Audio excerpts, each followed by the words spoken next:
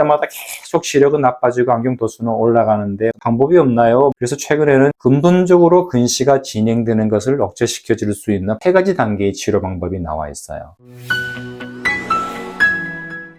안녕하십니까? 눈시안안과 이현석 원장입니다. 오늘은 제가 주제를 새학기를 맞이하는 아동들도 있는 시기잖아요. 그래서 소화기, 아동들의 시력 건강에 대해서 알아볼 건데요. 부모님들이 요즘 아이들이 눈이 좀 빨리 나빠지는 것 같다고 걱정들을 많이 하세요. 저도 안과의사로서 정말 많이 느낍니다. 30년 이상 특히 어린 아동들도 제가 쭉 봐오면은 어이구 이렇게 어린애가 시력이 왜 이렇게 나쁠까 느끼는 경우도 저도 있거든요. 해가 가면 갈수록 아이들의 시력은 더 나빠지는 것 같은데 보통 우리가 아이들이 시력이 나빠진다고 얘기를 할 때는요, 일반적으로 굴절 이상이라고 얘기를 많이 하고, 굴절 이상은 쉽게 말씀드리면은 사물을 바라볼 때에 외부의 초점이 정확하게 맺히질 않는 거예요. 우리가 외부에서 이렇게 빛이 들어오게 되면은 눈 신경에 정확하게 초점이 맞아줘야 되는데 여러 가지 이유로 초점이 눈 중앙에 맺히지 않고 근시 같은 경우에 좀 가까이 떨어지는 경우가 많거든요. 그렇기 때문에 시력을 정확히 볼 수 없게 되는데 이러한 굴절 이상, 특히 근시나 난시 같은 것들은 최근 조사에 따르면은 거의 4분의 1 정도는 6, 7세?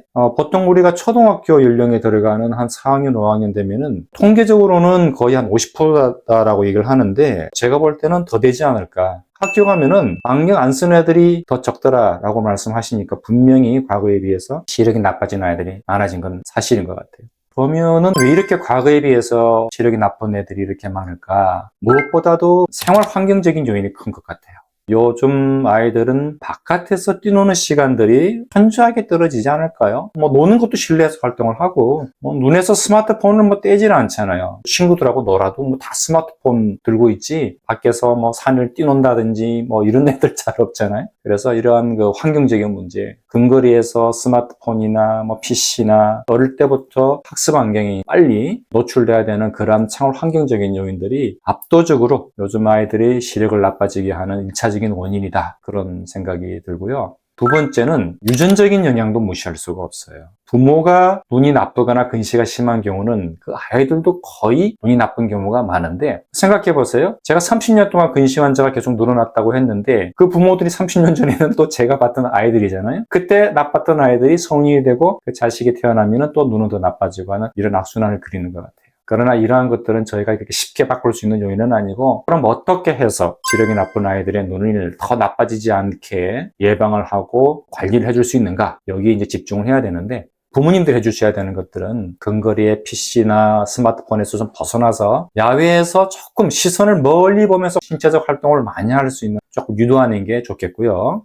요즘은 어릴 때부터 이제 시력 검사는 기본적으로 하기 때문에 시력이 안 좋을 때 안과에 와서 검사를 하게 되면은 제가 조금 답답한 것은 부모님들이 일찍 안경을 끼우는 것에 대한 거부감이 굉장히 크세요. 주변에서 볼 때마다 안경을 끼게 되면은 시력이 계속 나빠져요. 또 안경을 또 도수를 올려서 끼고 이런 게 반복되다 보니까 야, 이거 안경을 늦게 껴야지 시력이 덜 나빠지는 거 아니야라고 오해를 하시는데 그 아이는 만약에 안경을 안 꼈으면은 시력이 더 나빠졌을 거예요. 그나마 안경을 적절하게 교정을 해줬기 때문에 나빠지는 속도를 늦추는 거라서 부모님들이 이건 오해를 하시면 안 되고요. 그리고 또 가까운 안경점에서 안경을 처음 맞추는 경우가 많은데 성인들은 그렇게 크게 영향이 없을 수 있다고 보는데 눈에 질병만 없다면은 아이들은 가성근시라고 해서 실제로 근시가 아닌데 보통 안경점에서는 기계로 간단하게 검사해서 안경을 맞춰주거든요. 거기서는 근시처럼 나오는 경우가 있어요. 그런 경우에 잘못 안경을 끼워버리면 없는 근시를 만들어버리기 때문에 반드시 첫 시력 검사는 안과에서 받을 수 있도록 하시고 무엇보다도 제가 강조드리는 이유는 약시 때문에 그렇습니다. 약시라고 하는 것은 안경을 끼우는 시기를 놓치면은 그 아이가 시력이 발달을 안 해요. 키가 커야 될 시기에 키가 안 크는 거랑 똑같거든요. 이런 경우에는 안경으로 교정이 안 되기 때문에 약시 치료를 안과에서 받으셔야만이 그 아이가 정상적인 시력으로 돌아와요. 그런데 이게 시기가 있거든요. 대개 중학교 1, 2학년을 넘기면 그때는 이 약시 치료를 하기가 굉장히 어려워져요. 그렇기 때문에 초등학교에서부터 적어도 중학교 1, 2학년 시기에는 이러한 약시 치료를 해야 되기 때문에 첫 시력 검사는 꼭 안과에서 해줘야 된다 강조드리고요. 그러면 선생님 볼 때마다 계속 시력은 나빠지고 안경 도수는 올라가는데 방법이 없나요? 그래서 최근에는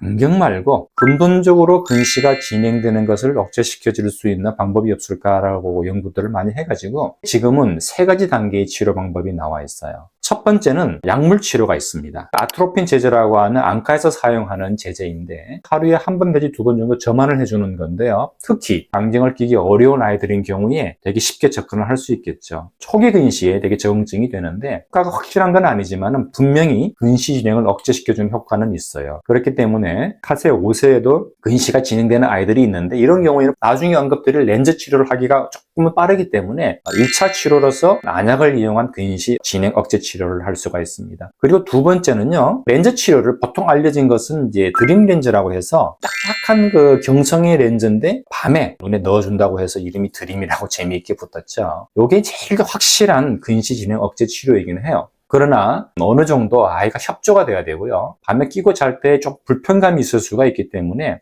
대략 남자아이들 같은 경우에는 초등학교 고학년, 여학생들은 조금 빨리도 괜찮더라고요. 초등학교 저학년 때 많이 치료를 해주게 돼요. 이 드림 렌즈 치료의 가장 중요한 것은 저희가 렌즈는 처방해드리지만 그 치료의 과정은 부모님들이 함께 해주시는 거거든요. 특히 어머님들이 많은 관심을 가지고 꾸준하게 관리를 해주셔야 되는데 그만큼 치료의 효과는 굉장히 우수하고요. 고도근시로 갈 수 있는 거를 막아줄 수 있는 아주 탁월한 효과가 있기 때문에 현재까지 가장 강력한 근시 진행을 억제해 줄 수 있는 치료 방법이 되겠습니다. 그리고 이제 그 중간 단계가 있죠. 드림 렌즈를 끼우기는 아예 협조가 안 되고 처음에 말씀드린 안약을 써서 치료할 수 있는 단계는 넘어섰을 경우에 그 중간 단계가 참 그동안 애매했는데 최근에 개발된 딱딱한 드림 렌즈 같은 경성 렌즈가 아닌 어른들이 주로 끼는 그 말랑말랑한 그 소프트 렌즈 있잖아요. 이건 아이들도 쉽게 낄 수 있거든요. 저희가 보통 스마트 렌즈라고 많이 호칭되고 있는데 유치원생이나 초등학교 저학년까지 폭넓게 저희가 치료해 볼 수 있기 때문에 아이들의 눈이 이제 너무 나빠지는 거에 대해서 걱정이 많으신 부모님들 근처 안과 선생님하고 이러한 다양한 근시 진행 억제 치료에 대해서 상담해 보시기 바랍니다. 감사합니다.